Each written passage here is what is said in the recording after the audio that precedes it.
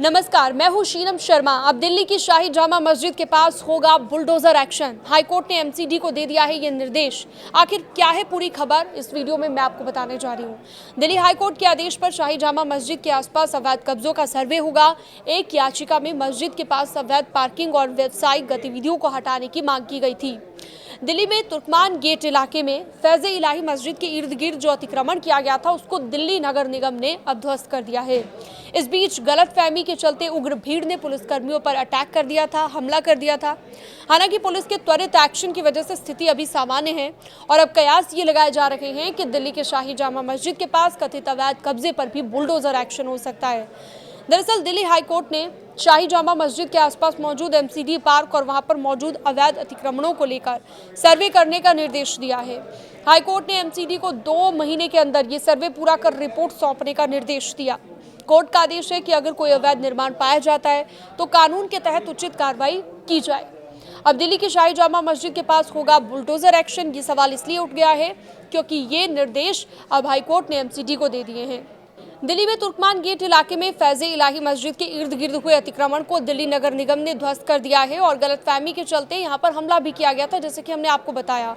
स्थिति के बारे में ये कहा जा रहा है कि अभी स्थिति सामान्य है, लेकिन फिर से बुलडोजर एक्शन को लेकर ये जो बात सामने आई उसके बाद अब तमाम तरह के सवाल उठ रहे हैं कि क्या अब यहाँ पर दिल्ली हाईकोर्ट के आदेश के अनुसार शाही जामा मस्जिद के आसपास जो एमसीडी पार्क है वहाँ पर भी अब सर्वे का निर्देश देने के बाद अब लोगों को ये लगने लगा है कि यहाँ पर भी बुलडोजर एक्शन हो सकता है। ये सर्वे फिलहाल पूरा करके रिपोर्ट सौंपने के लिए कह दिया गया है। कोर्ट का आदेश ये भी है कि अगर कोई अवैध निर्माण यहाँ पाया जाता है तो कानून के तहत उचित कार्रवाई की जाएगी। तो जामा मस्जिद के आसपास जो अवैध पार्किंग है उसको हटाने की भी मांग उठ रही है और बताया ये भी जा रहा है कि फरहत हसन नाम के एक व्यक्ति ने दिल्ली हाईकोर्ट में याचिका लगाई थी।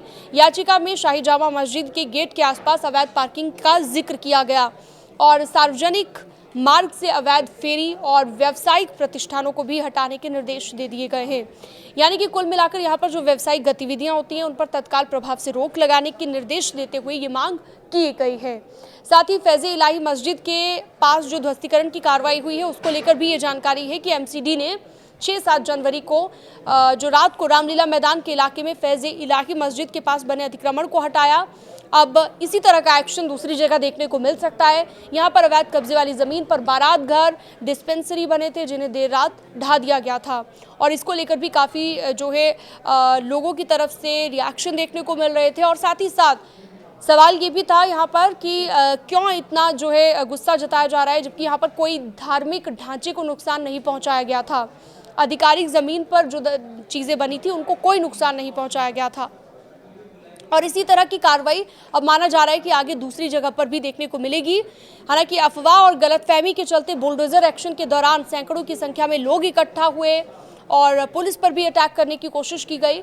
इस तरह की चीज़ें जो देखने को मिली थी अब दूसरी जगह पर ऐसा ना हो, इसको लेकर अब सवाल उठ रहे हैं और इसको लेकर आपकी क्या राय है आप ज़रूर बताइएगा। आप न्यूज़ 18 के डिजिटल प्लेटफॉर्म को सब्सक्राइब भी कर सकते हैं।